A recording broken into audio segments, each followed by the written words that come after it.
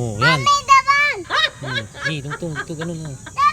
Good morning mga meses. Kung naghahanap kayo ng magandang pasyalan dito sa Pasig, dito lang kayo pumunta sa Rainforest Pasig. Yes mga meses, ang ganda po dito, lalong lalo na kung may dala kang pagkain. At ganun nga, nakapunta kami dito kasi libre lang po dito yung pasyalan. Merong park dito sa mga bata. Tingnan nyo naman yung kiddie playland. Yes, sobrang luwag mga meses at siguradong safe na safe ang inyong mga junakis kasi meron din silang security guard dito.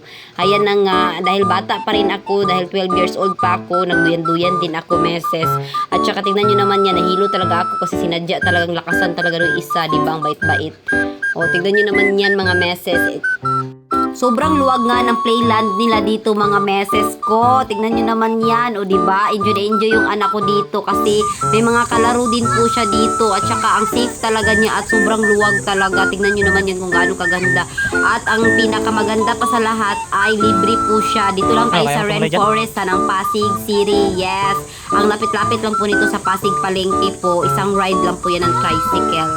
Ayan na nga mga mi, o diba, maliit din, meron din silang cute na slide, ayan, at malawak kasi yung pagtatakbuk-tabuhan ng anak mo, at walang mga bato-bato na pwede silang madapa, kaya safe po talaga siya, o diba, ang enjoy na enjoy yung anak ko sa libreng playland. Yes, hindi namin kaya yung sa mall nga, kasi wala kaming pera, kaya dyan kami sa Rainforest, at ang ganda talaga ng Rainforest.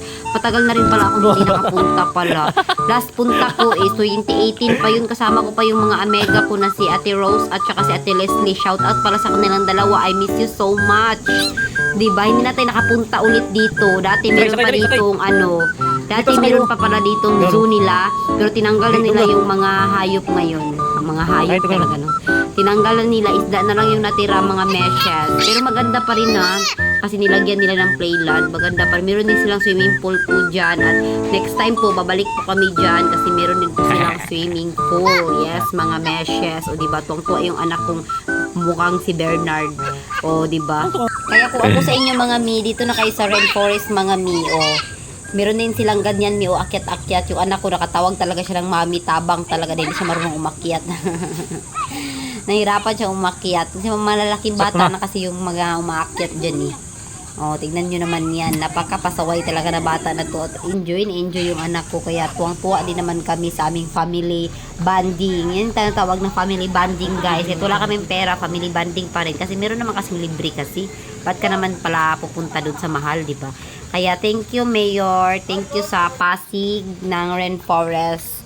Kasi na-enjoy talaga kami sa libre nyong playland. Yes! O, diba? Ang luwag-luwag talaga yun dyan. Ay, at ako naman, na-picture-picture lang ako dyan. Nakakatingin ako sa kanila, taga-video-video lang baga. O, tingnan mo naman yung anak ko mga mi. Kaya kung ako sa inyo mga mi, dito na kayo pumunta mga mi. Enjoy na enjoy yung mga, enjoy talaga yung mga junakis nyo talaga. Dadalhin ko na lahat ng kapitbahay ko. Yung mga diba? Tingnan nyo